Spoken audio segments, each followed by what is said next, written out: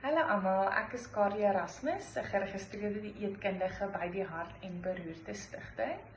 So, dit was Wêreldgesondheidsdag of World Health Day en hierdie jaar het dit als gegaan oor wetenskaplike navorsing om ons gesondheidsinformasie, ons gesondheidsriglyne en advies om seker te maak ons kry dit by beskikbare bronne.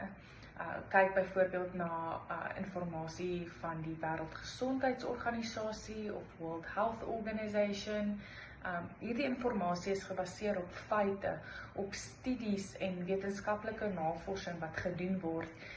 En dit is hoekom dit voorgestel word. Ons weet wanneer dit kom by die eet, natuurlik het almal hul eie opinies oor wat werk of nie werk nie, wat gesond is of wat ongesond is. Maar dit is baie belangrik om seker te maak dat mens nie opinies volg nie, maar eerder wetenskaplike feite of navorsing volg.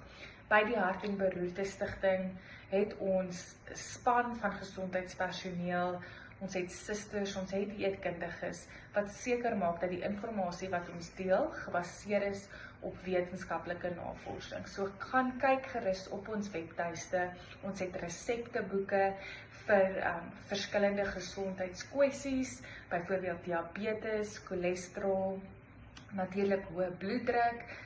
As jy iemand in die familie het wat sukkel met hulle hart of brein, wat dalk 'n hartaanval of beroerte gehad het, of as mens dit net wil voorkom, gaan kyk gerus na die informasie wat ons beskikbaar het, en jy kan met sekerheid weet dat dit op wetenskaplike navorsing gebaseer word.